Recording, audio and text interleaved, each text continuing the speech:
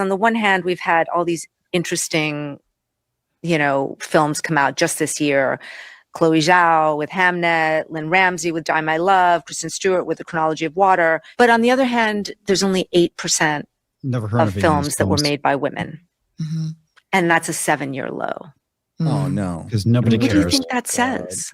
That it shouldn't matter. Women suck as directors? Whether to say this. Say it. I think that it's fine. Like when we make little movies, cute, or like go make your little movie. It starts to get dangerous when women have their hands on a lot of money. Because I agree. Because they burn it. Who gave you a lot of money, Maggie? I agree. How are those returns in the movie, lady? Give women a lot of money and it's 7-year low. Fuck. Yeah. Notice how we immediately pivoted, though, from the number of female directors having jobs to we need to have loads of money and we need to be on the biggest movies. Like, it is just pure self-interest to improve your own career.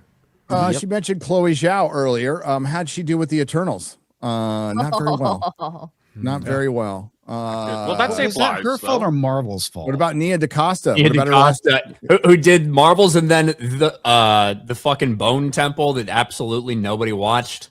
To be fair, even when you have a woman, what's her name from Wonder Woman? What's her name? Patty Jenkins. Patty Jenkins. You have a woman who had a successful movie. A lot of perception around it was that she was great. She got a huge amount of support for the follow-up and fucked everything up. So like, there's just there's no way to spin this narrative. Like, there isn't. It's funny because Nia DaCosta, when the Bone Temple is about to come out, I was like, I don't think this is going to do well. And people on like Twitter and stuff were like, the Marvels wasn't her fault. That was Marvel doing that to her. Okay. Just look at the early reviews. Everyone says it's good. And then it came out and I was like, okay, I guess we'll see, if it flops, it flops, fucking flops. And all those defenders got real fucking quiet again.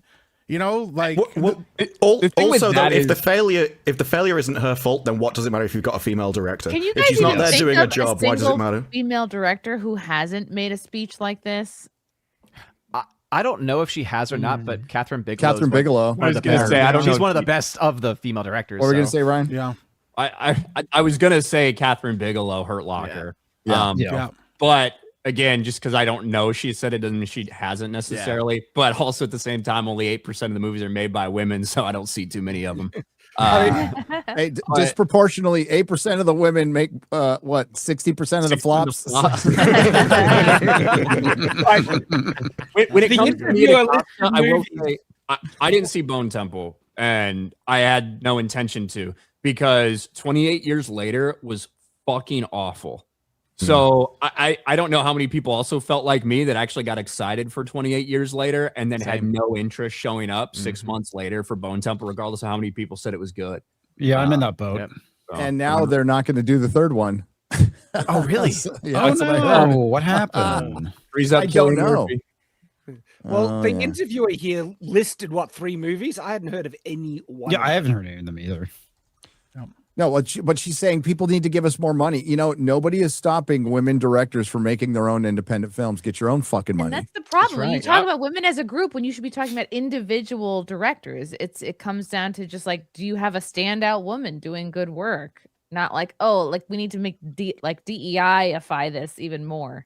It only goes one way, right? No, there's nobody who's sitting there and counting the number of black wide receivers in the NFL and saying, you know what, there's way too many blacks out there playing wide receiver. We should really make sure to get more white people out there. Because you know what? Pretty damn good chance they're not going to be as quick. They're not going to jump as high. Now, also better chance they don't get arrested for like beating a woman or fucking smaller or whatever. Those are a different story. But still, it only ever goes one way. Oh. And if you remember Kathleen Kennedy years ago when she was at one of these pro-woman interview conferences, she said on stage, because it was a whole feminist interview, she goes, "I will have a woman direct Star Wars in the next several years." She said that. And the fact that she never was able to do that shows you that there are no qualified women, because she would have if she could have. Now, she did get a woman to run a TV show. And how did that work out? Not too well. So at the end of the day, you can force this out there. You can talk about it, you can whine about it, but if there's not enough qualified individuals putting the work in at the ground level to elevate themselves and get into the trenches, then it's not going to happen. It reminds me of matter when how much you want it. Biden was like, well, I'm going to appoint a black female, U.S. Supreme Court. And it's like, How did that work out?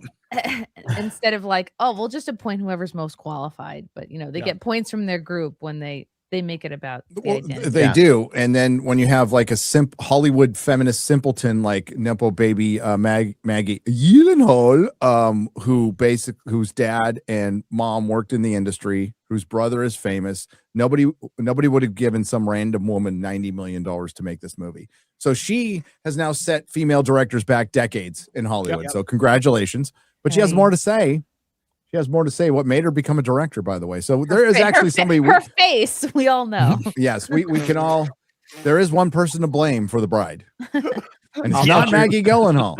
You know what you're saying? You're saying it's a tiny percentage, but look at how many of those movies were movies that made an impact. Like if you've had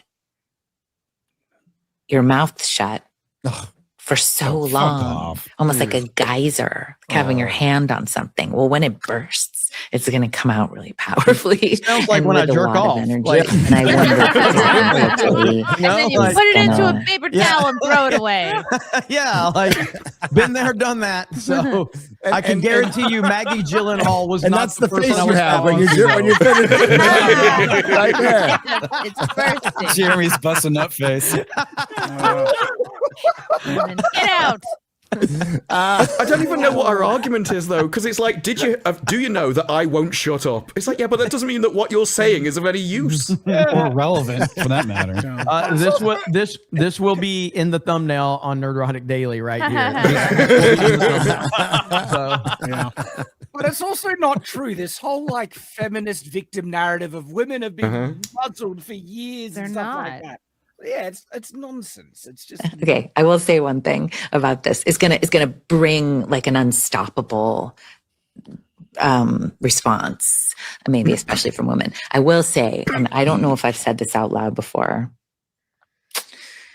Again, maybe I'll get in trouble, but I'm gonna get canceled. I actually think that when I really became a director was actually, I think, the first time that the morning that Trump was first elected. Oh yeah, that's going to get you so much trouble, Hollywood. I have a lot more. So brave, so stunning. Fuck off. This is like when Ryan will remember when John Boyega said, "I'm gonna they're gonna take me down in Hollywood for saying this or some shit." You know, when he was out there doing that protest bullshit, and it's like, everyone in Hollywood, they're if you support Black Lives Matter. Yeah. Persona non grata. There, like they've ever risked anything. I need you guys to understand.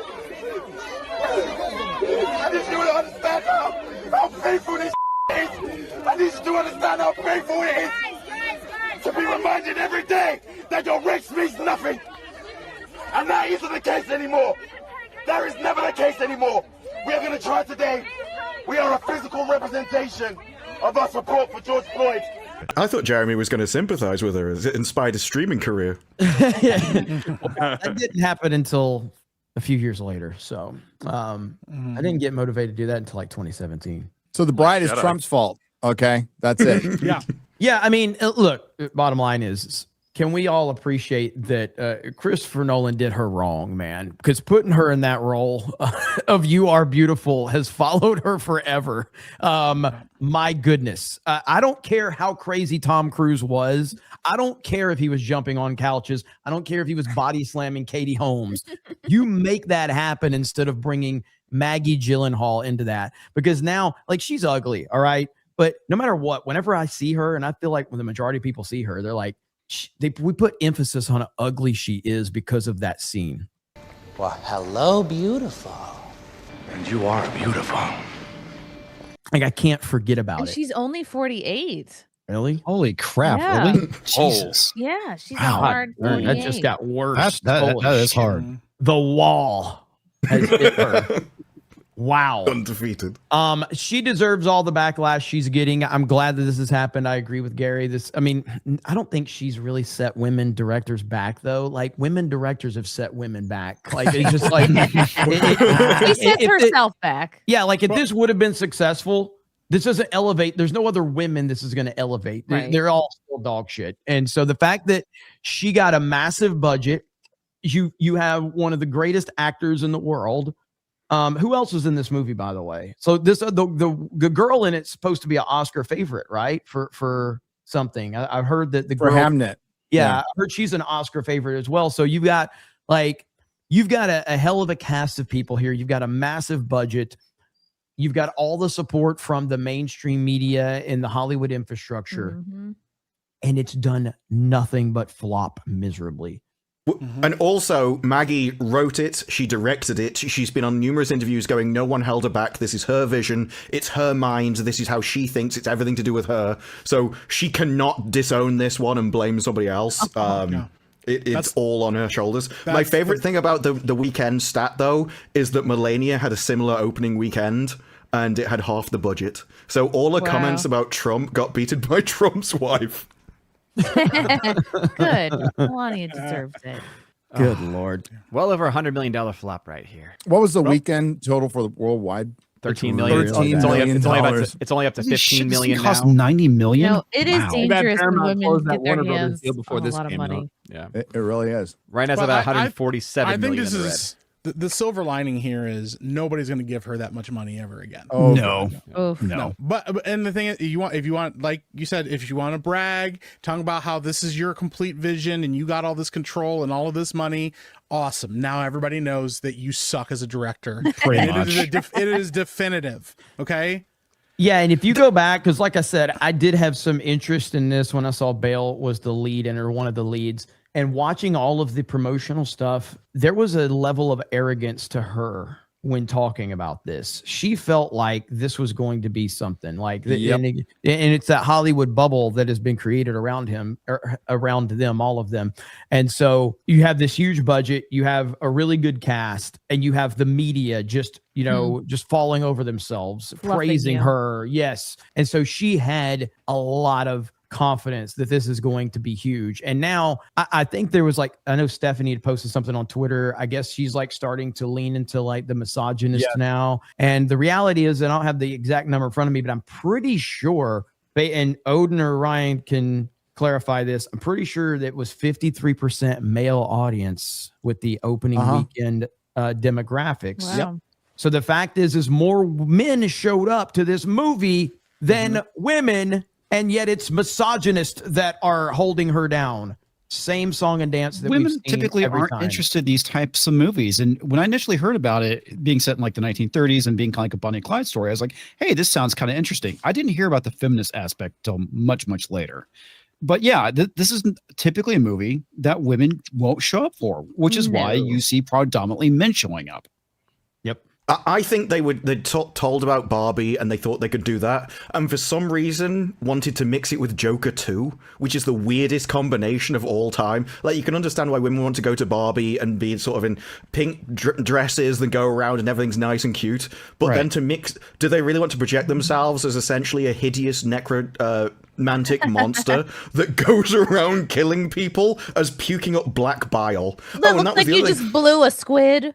Yeah. Well, she did, what is it, where they go out and the public watch it beforehand, and they got all the feedback, and she had to be drawn back because it was too gruesome and too, abusive to women in her own movie. And she even openly said, this isn't for entertainment, this is to make the audience uncomfortable. Well, why does anyone want to go to your uncomfortable movie to relax? God, after why work? does it remind me of the newer Joker that came out? It's just like Joker 2. It even has the same dance scenes. It had people walking out in the middle of it. It flopped miserably. It came from Warner Brothers. Yeah, there's a lot of similarities, and it feels, and it has a female empowerment message. It has a Harley Quinn knockoff, which is the bride. Yeah, lots of similarities. Lots. Did you say Harley Quinn? That was funny. I think my favorite villain. There you go. It even has the same cinematographer. She straight up was just like, just get people from the Joker to be on this. Oh, it did? Yeah, Oh, no. Wait. Wow. The same cinematographer? Yeah. Oh. I think my favorite was the villain who doesn't just kill women, but he cuts their tongues out and keeps them in jars behind him on a wall. Dude, Everything about this wait. Just wait. the message was a little subtle there. But Yeah, were totally. they trying to say something about silencing women? I'm not sure. I missed it. I'm kind of dim. I think so. He was holding his hand over them like a geyser. It was like the only way you could stop it is to cut their tongues out. And everybody wanted to rape her. Yeah. Why? I don't know. I think a lot of that was cut out of the movie. That as is well. how the world works, actually. Because yeah, right in this movie, she wrote it about an unlikable, ugly person who everybody desires. Yeah, Jesus Christ. Everybody's into me. I just can't stand it. I just don't know. That's dumb. I think that, like, if you doing an adaptation of Milking Farm, get Gyllenhaal on it. But apart from that, that's probably her lane. Well, women would actually show up for that movie. I almost, in a really bizarre and sick way, I want them to adapt that movie. I want it to happen. I think it's only a matter of time. It will. It would make $1 billion, man.